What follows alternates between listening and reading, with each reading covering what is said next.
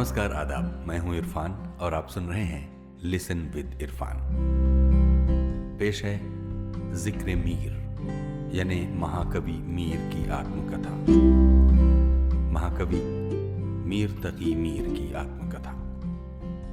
मीर साहब की ये आप बीती जिक्र मीर हिंदी में मेरे सामने है। मीर दिल्ली में।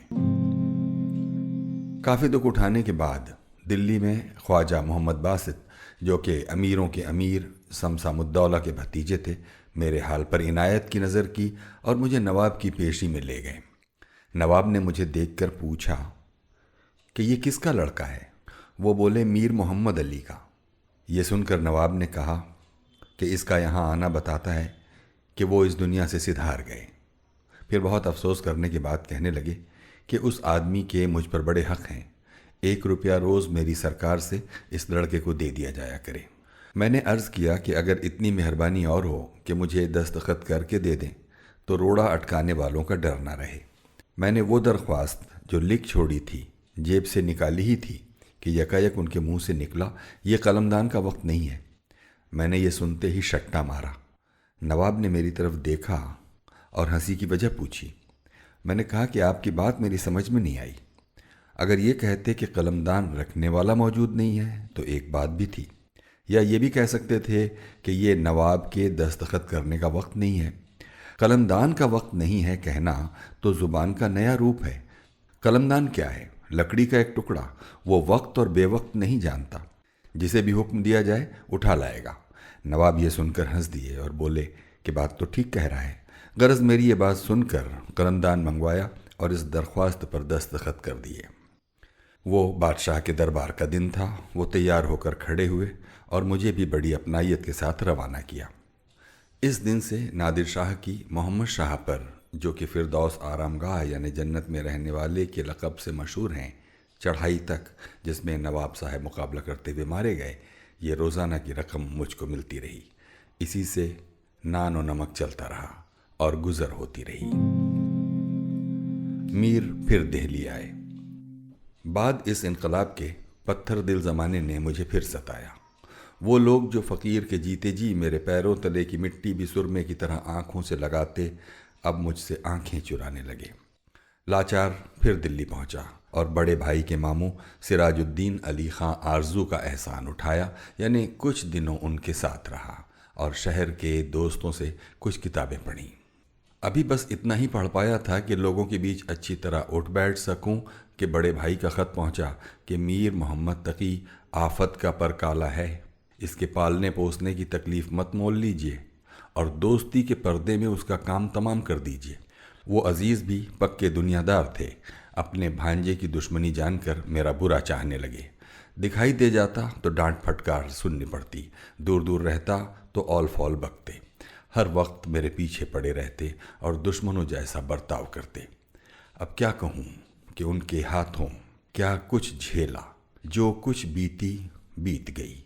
हर चंद सब्र से काम लेता, लेकिन वो अपने किए से हाथ न उठाते। 1000 ज़रूरतें पड़ती मगर उनसे एक कौड़ी का रवादार न होता। फिर भी वो दुश्मनी न छोड़ते। उनकी सितमगरानियों का अगर खुलकर बयान करूं तो एक दफ्तर जमा हो जाए। मेरा दुखी दिल और ज़ख्मी हो गया। यहाँ तक दुख उठाए कि दिमाग काबू में न रहा और पागल हो गया। मेरा परेशान दिल और परेशान हो गया। दीवानापन पैदा हुआ। जो कोठरी मेरे रहने की जगह थी उसका दरवाज़ा बंद कर लिया और गम के बोझ में अकेले बैठ रहा। जब चाँद निकलता तो मेरे सर पर आफत टूट पड़ती। अगरचे मैं चाँद को उस वक्त से देखता आया था कि दाई मेरा मुंह धुलाती और चाँद चाँद कहती और आसमान की तरफ सर उठाता, लेकिन न इस तरह कि पागल हो जाऊं और मेरा पागलपन इतना बढ़ जाए कि लोग मुझसे डरने लगे। मेरी कोठरी खोलें तो डरते डरते और मुझसे दूर रहने लगे। मीर का पागलपन।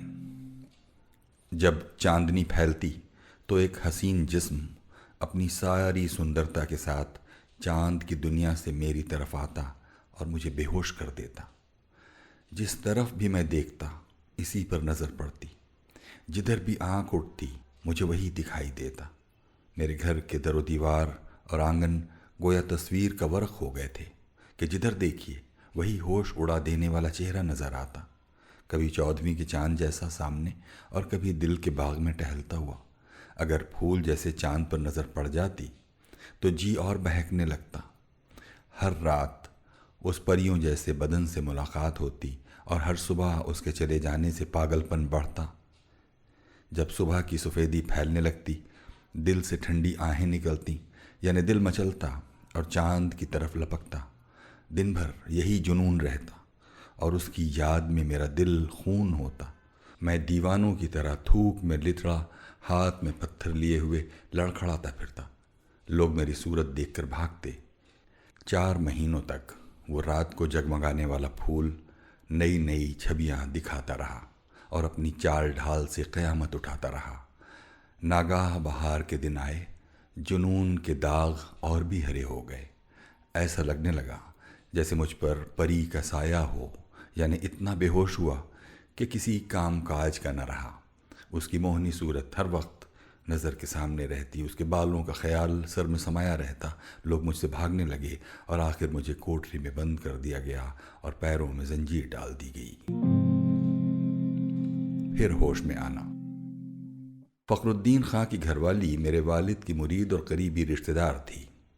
میرے علاج پر بہت پیسہ بہایا۔ جھاڑ پھونک کرنے والوں نے جھاڑ پھونک کی، حکیموں نے رگ کھولی اور خون نکالا۔ یہ ساری کوششیں کامیاب ہوئیں جب موسم بدلا۔ بہار کا زمانہ بیتا تو میرا جنون بھی کم ہوا۔ وہ سورج جو میرے خیال میں سما گئی تھی مٹ گئی، اور جنون نے جو سبق مجھے پڑھایا تھا میں بھول گیا۔ اب زبان بند رہنے لگی اور واہی تباہی بکنا ختم ہو گیا۔ دماغ کی ٹھنڈک کے لیے دوائیں کھلائیں تو نیند آنے لگی۔ اب میں اپنے آپ میں آیا۔ وہ سورج جیسا چہرہ بھی نگاہوں سے اوجھل ہو گیا۔ بعد ایک مدت کے پوری طرح ہوش میں آ گیا اور پڑھنا لکھنا بھی شروع کر دیا۔ میر جعفر کی شاگردی۔ ایک دن بازار میں ایک کتاب کے کچھ حصے لیے بیٹھا تھا کہ میر جعفر نام کے ایک جوان کا گزر ادھر سے ہوا۔ اس نے مجھے دیکھا تو میرے پاس آیا اور تھوڑی دیر کے بعد کہنے لگا کہ اے عزیز، بھاؤ سبھاؤ سے پتہ چلتا ہے کہ تم کو پڑھنے کا شوق ہے۔ میں خود بھی کتابوں کا کیڑا ہوں، لیکن کوئی ایسا نہیں ملتا جس سے بات چیت کر سکوں۔ اگر تم چاہو تو کبھی کبھی آ جایا کروں۔ میں نے کہا میرے پاس کچھ نہیں ہے کہ آپ کی خدمت کر سکوں۔ اگر خدا واسطے پر یہ تکلیف اٹھا سکیں تو مہربانی ہوگی۔ انہوں نے کہا کہ اتنا چاہیے کہ تھوڑا سا ناشتہ مل جائے، مجھے اور کوئی لالچ نہیں ہے۔ میں نے کہا اگرچہ میرے پاس کچھ بھی نہیں، لیکن یہ مشکل خدا آسان کر دے گا۔ انہوں نے ان تتر بتر ورقوں کو سرے سے لگایا اور چلے گئے۔ اس دن سے اکثر اس آدمی صورت فرشتے سے اکثر ملاقات ہوتی۔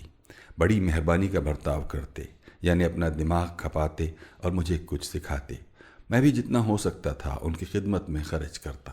اسی بیچ ان کے دیس عظیم آباد پٹنہ سے کوئی خط آیا اور وہ ادھر چلے گئے۔ سعادت علی کی شاگردی۔ بعد کچھ دن کے سعادت علی نام کے امروہہ کے ایک سید سے میری ملاقات ہوئی۔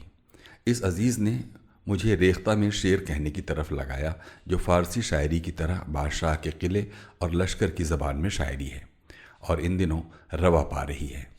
میں نے بہت جتن کیا اور لکھتے لکھتے اس مرتبے پر پہنچ گیا کہ شہر کے شاعروں میں سند مانا جانے لگا۔ میرے شعر سارے شہر میں پھیل گئے اور ہر چھوٹا بڑا اسے سننے پڑھنے لگا۔ رعایت خاں کی ملازمت۔ ایک دن ماموں نے مجھے کھانے پر بلایا اور ڈانٹنا پھٹکارنا شروع کر دیا۔ میں جی میں بہت گڑا اور کھانے سے ہاتھ کھینچ اٹھ کھڑا ہوا۔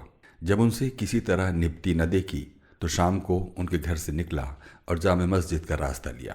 بھٹکتا بھٹکتا قاضی ہاؤس پر آ نکلا، جو وزیر الممالک اعتماد الدولہ کی حویلی کے پاس ایک چھوٹی سی نہر ہے۔ یہاں رک کر پانی پیا۔ اتنے میں علیم اللہ نام کا ایک آدمی سامنے آیا اور اس نے مجھ سے پوچھا کہ کیا تم میر محمد تقی ہو؟ میں نے پوچھا تم نے کیسے جانا؟ کہنے لگا تمہاری دیوانگی تو کافی مشہور ہے۔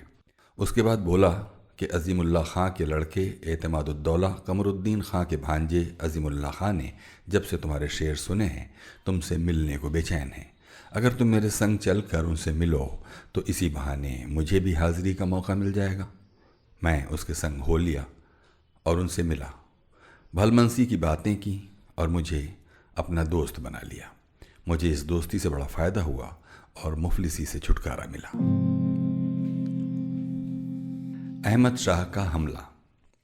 احمد شاہ درانی جس وقت لاہور گیا اور شاہ نواز خاں جو زکریا خاں کا لڑکا اور وہاں کا صوبیدار تھا بھاگ نکلا، تو وزیر صفدرجنگ اور راجہ جے سنگھ کا بیٹا ایشر سنگھ جو ایک بڑا زمیندار تھا شہزادہ احمد شاہ کو ساتھ لے کر اس سے لڑنے نکلے۔ سرہند کے پاس وزیر کو گولا لگا اور زمیندار بھاگ کھڑا ہوا۔ مرنے والے وزیر کا بیٹا معین الملک اور صفدرجنگ شہزادہ احمد شاہ کے ساتھ افغانوں سے بھیڑے رہے۔ میں اس سفر میں رعایت خاں کے ساتھ تھا اور ان کی چاکری میں جٹا ہوا تھا۔ جب افغانوں کا لشکر ہار کر بھاگ گیا تو معین الملک لاہور کا صوبیدار بن بیٹھا اور رعایت خاں اس کا ساتھ چھوڑ کر صفدرجنگ کے ساتھ شہر یعنی دلی چلا آیا۔ محمد شاہ کی موت۔ پانی پت کے پاس جو دہلی سے 40 کوس پر ایک مشہور شہر ہے، یہ خبر ملی کہ محمد شاہ کی موت ہو گئی ہے۔ اس خبر سے بڑا تہلکہ مچا۔ صفدرجنگ نے بڑے گھمنڈ کے ساتھ احمد شاہ کے آگے بادشاہی تخت اور تاج پیش کیا اور اسے بادشاہ بنا دیا۔